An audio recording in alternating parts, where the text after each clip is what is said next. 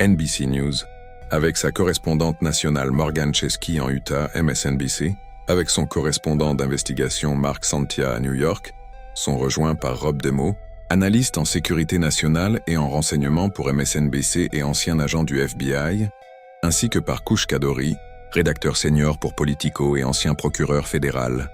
Morgan Chesky. On vient d'entendre le directeur du FBI affirmer qu'ils détiennent des preuves ADN liant le suspect à la scène de crime. Que sait-on de plus alors que les autorités se préparent à déposer des accusations? Morgan Chesky. En effet, Anna, c'est l'une des connexions les plus solides que nous ayons entre le crime et le suspect, Tyler Robinson. Pour l'instant, il est incarcéré dans une unité spéciale de la prison du comté de l'Utah sous haute surveillance. Depuis son arrestation vendredi matin, les enquêteurs se sont plongés dans son passé pour tenter de déterminer un mobile ou ce qui l'a poussé à tuer Charlie Kirk mercredi après-midi à l'université de la vallée de l'Utah. Nous savons que le gouverneur de l'Utah a révélé ce week-end à Christian Welker dans l'émission Meet the Press que Robinson vivait avec un colocataire, un homme en transition vers le genre féminin, qui coopère avec les autorités. On pense qu'ils avaient une relation amoureuse. Voici ce que le gouverneur a dit à ce sujet. Gouverneur, on a en fait monté ce dossier. Cette personne n'avait aucune connaissance des faits, a été choquée quand elle a appris la nouvelle. Quand il l'a apprise, le suspect n'a pas coopéré pour l'instant et donc, on obtient toutes ces informations de membres de la famille, de l'entourage du suspect, et puis des informations médico-légales dont on dispose. Morgan Chesky. Nous avons aussi de nouvelles vidéos qui ont fait surface ce week-end. Anna. Dans cette vidéo de sonnette, prise dans un quartier près du campus, on voit Tyler Robinson, 22 ans, marcher sur le trottoir. Une autre vidéo montre une Dodge Challenger qui passe. Les autorités examinent ces deux vidéos comme des preuves supplémentaires de sa proximité avec le campus et de ses allées et venues avant la fusillade. Ce qui est révélateur, c'est qu'il porte un short et un t-shirt en s'éloignant du campus. Les autorités pensent donc qu'il a changé de vêtements en revenant et qu'il est monté sur le toit d'où il aurait tiré le coup de feu fatal qui a tué Charlie Kirk. Anna. Tant de nouveaux détails. Morgan Chesky, merci pour ce reportage. Rob, on vient d'entendre le gouverneur dire que le suspect ne coopère pas, ce que le directeur Patel a également répété sur Fox. Notre équipe rapporte qu'il a invoqué le 5e amendement. Est-ce que cela vous surprend dans une affaire aussi médiatisée, où la notoriété peut être un élément du dossier? Rob Demeaux. Non. Si j'étais un membre de sa famille ou son avocat, je lui dirais de ne pas parler à la police. Rien de bon ne peut en sortir. Donc ça ne m'a pas du tout surpris. Ce qui me surprend, c'est qu'il parle de mobile, en se basant sur des dires de membres de la famille et de colocataires. C'est de Louis Dire. C'est ce qu'il croit. Ça ne vient pas du suspect. Je ne comprends pas pourquoi les politiciens parlent de cette affaire. Je ne comprends pas non plus pourquoi le directeur du FBI donne des détails sur ce qu'ils ont trouvé. Cela devrait être géré à un niveau inférieur. Mais encore une fois, l'affaire est devenue politisée des deux côtés. Je mets en garde les gens. Quand vous entendez quelque chose, cherchez la source. Cherchez des vidéos des faits réels, car il se passe tellement de choses, et je pense qu'il y a d'autres influences extérieures qui poussent leurs propres agendas des deux côtés de cette affaire. Anna. C'est important de le rappeler à tout le monde. Mark, le New York Times a rapporté que le suspect a envoyé des messages sur Discord après la fusillade, disant que son sosie essayait de lui causer des ennuis, en plaisantant. On sait que les autorités essaient d'accéder à une foule d'informations numériques. Mettez-nous au courant de ce que l'on sait. Mark Santia. Anna. C'est un travail colossal. Et les sources policières qui connaissent cet aspect de l'enquête ont déclaré que tout est fait par le biais de mandats de perquisition, ce qui prend du temps. Ils cherchent à obtenir des informations à partir des différentes applications sur le téléphone du suspect. Chaque application est différente dans ce qu'elle stocke. Les enquêteurs veulent donc obtenir les journaux d'accès. Ils veulent aussi savoir quels appareils il a pu utiliser, car ces appareils stockent beaucoup d'informations. Depuis le téléphone, les enquêteurs pourraient potentiellement récupérer ce qu'il a publié, les messages et la localisation. Quant au cloud, on nous a dit qu'ils essaient d'y accéder, ce qui pourrait aussi donner aux enquêteurs l'historique des messages, y compris des SMS qui auraient été supprimés, et encore une fois des localisations. Pourquoi est-ce important? Au fur et à mesure que les enquêteurs élargissent leur dossier, ils peuvent vérifier cette localisation avec d'éventuelles vidéos de surveillance, voir s'il a rencontré quelqu'un, s'il était peut-être à l'université avant les événements. Tout cela fait partie de cette enquête en pleine expansion. Ils sont loin d'avoir fini. Anna et Kush, on a des preuves ADN ce matin. Ces messages Discord rapportés par le Times, les conversations que les autorités ont avec le colocataire. On s'attend à ce que des accusations d'État soient déposées demain. Que pourrions-nous apprendre de plus à ce moment-là? Kush Kadori. Eh bien, on peut supposer que dans le premier document d'accusation que l'État produira, ils tenteront de donner une explication plus solide de ce qui s'est passé et des preuves. Je ne pense pas qu'on doive s'attendre à beaucoup de détails sur le mobile. Je ne peux que faire écho à tout ce que Rob a dit. Je pense que la pression politique exercée par l'administration et le directeur du FBI pour publier ces informations au compte-gouttes est très risquée. Identifier un mobile dans une affaire criminelle est l'une des choses les plus difficiles à faire et cela implique souvent l'approche de type coup de filet sur les communications et les plateformes technologiques que Mark vient de décrire.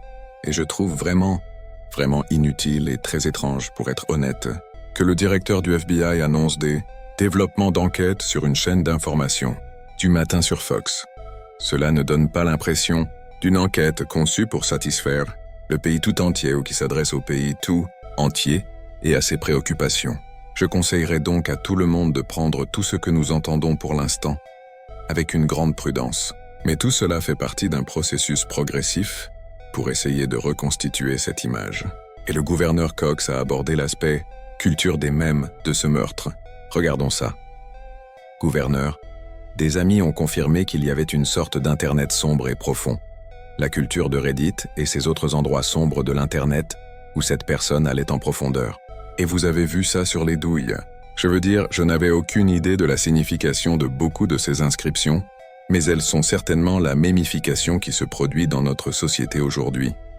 Anna, Rob, il semble qu'il y ait eu tellement de suppositions, tellement de conclusions hâtives jusqu'à présent. Est-ce que les autorités auraient dû rendre publics ces écrits sur les munitions avant même de savoir ce qu'ils signifiaient? Rob Demo, je ne sais pas si c'était si grave qu'ils le fassent.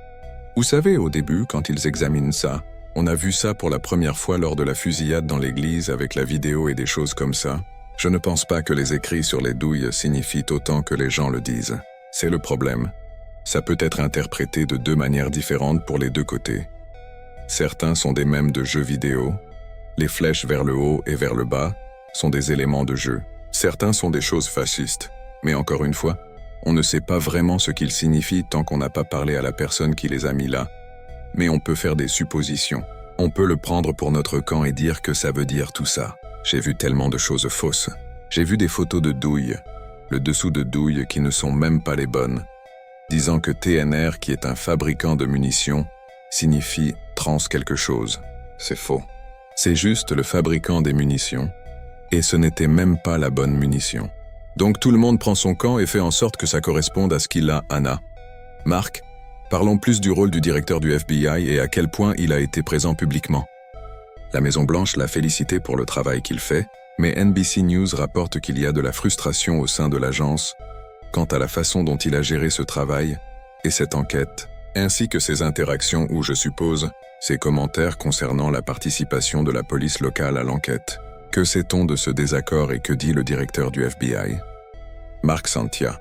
C'est, comme vous l'avez entendu des autres invités, très inhabituel de voir le directeur du FBI prendre une position aussi publique, publiant des informations sur les réseaux sociaux ou s'exprimant.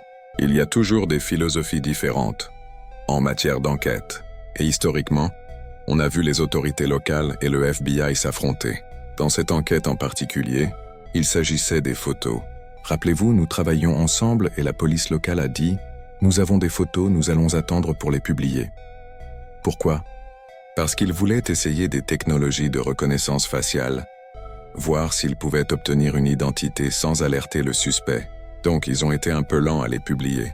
Quand ils n'ont pas obtenu de correspondance avec la reconnaissance faciale, c'est là qu'ils les ont diffusés. Le directeur voulait les publier plus tôt. Il a dit qu'ils étaient en désaccord sur ce point, mais qu'ils restent unis dans l'enquête.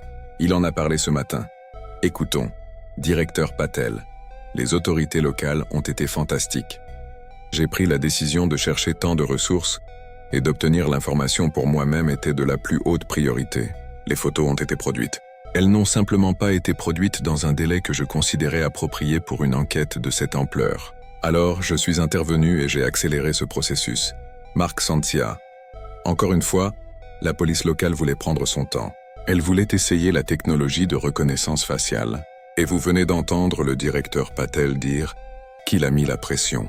Il ne voulait pas suivre cette voie. Au final, ils ont quand même pu obtenir l'identification et quelqu'un a reconnu la personne sur la photo. Anna.